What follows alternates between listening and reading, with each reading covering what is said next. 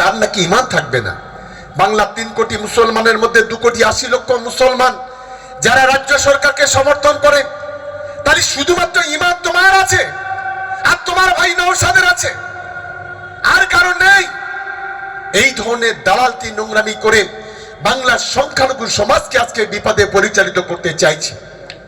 আমি তাই আপনাদের বলি, আগামী দিনে আমাদের সকলকে লড়াই করতে হবে।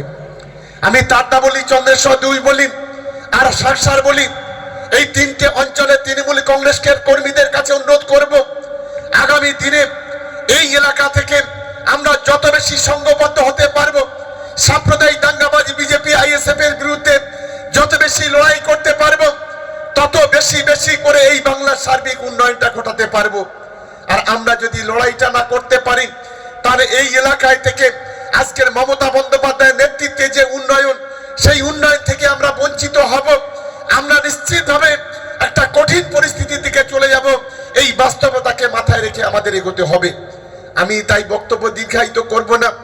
আমার এই এলাকার সর্বংশের তৃণমূল কংগ্রেসের কর্মীরা যারা আছেন, তাদের সকলের কাছে অনুরোধ করব, যত ভোট আসবে অনেক চক্রান্ত হবে।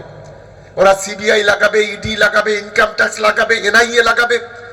যত ভোট আসবে ওরা বিজেপি থেকে, ভারতবর্ষের বিভিন্ন রাজ্য থেকে ওরা বিজেপি আরএসএস এর লোকেদের, বজরং দলের লোকেদের, দুর্গা বাহিনীর লোকেদের তত বেশি বেশি করে বাংলার মাঠে নামাবে।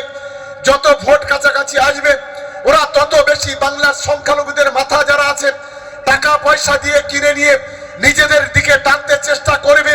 ওরা যত ভোটটা এগিয়ে আসবে তত বেশি করে সেন্ট্রাল ফোর্স দিয়ে তৃণমূল কংগ্রেসের কর্মীদের তাদেরকে প্যানিক তৈরি করার চেষ্টা করবে। আমি অনুরোধ করব আপনাদের কাছে, আগামী দিনে আমরা আছি আপনাদের সঙ্গে। সমস্ত শক্তিকে মোকাবিলা করে আমাদের সমস্ত তৃণমূল কংগ্রেসের কর্মীদের এগোতে হবে এবং ক্যানিং পূর্ব বিধানসভা এবং ভাঙড় বিধানসভা, এই দুটো বিধানসভা থেকে লক্ষাধিক ভোটে জিতে ওদের মুখে ছামাকারি ঘষে দিয়ে ইতিহাস তৈরি করতে হবে ক্যানিং ভাঙড়ের মুখে। সেই মানসিকতা নিয়ে আমাদের এগোতে হবে। আমি আশা করি আমার সমস্ত তৃণমূল কংগ্রেসের কর্মীরা সকলে মিলে দায়িত্ব নেবেন এবং আগামী দিনের সাম্প্রদায়িক শক্তির বিরুদ্ধে লড়াই করতে, মৌলবাদী শক্তির বিরুদ্ধে লড়াই করতে, আগামী দিনে বাংলার উন্নয়নকে এগিয়ে নিয়ে যেতে, আগামী দিনে সম্প্রীতি রক্ষা করতে, আগামী দিনে সকলকে এগিয়ে যেতে হবে। এই মানসিকতা নিয়ে আমাদের কাজ করতে হবে। আমার আত্মবিশ্বাস, এই 3টে অঞ্চল গত 21 সালের মধ্যে 2টো অঞ্চল আমরা হেরেছিলাম, একটা সারসার আর একটা তারদাম। এই 2টো অঞ্চলে এবারে তৃণমূল কংগ্রেস জিতবে।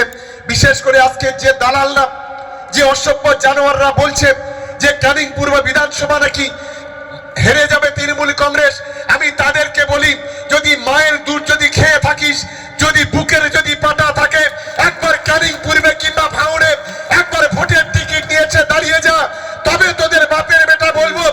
শুধুমাত্র ভণ্ডামি করে, নোংরামি করে, দালালতি করে, গরিব মানুষের পকেট থেকে টাকা কেটে সেই পকেট নিয়ে গাড়ি বাড়ি করে আর মুসলমানদের বিপদে পরিচালিত করা, বিজেপির হাতটাকে শক্তিশালী করা, এই যে নোংরামি, এই নোংরামি অবিলম্বে যদি বন্ধ না হয়, আগামী দিনে রাস্তাঘাটের সাধারণ মানুষ কেলাবে, তখন ঠেকাবার কেউ থাকবে না। এটা অন্তত তাদের মনে রাখা উচিত, কারণ এটা হচ্ছে ক্যানিং পূর্ব। আর আমি নেতৃত্বে আছি ভাঙড়ে। আমি আপনাদের কথা দিয়ে যাচ্ছি, ভাঙড় বিধানসভা যদি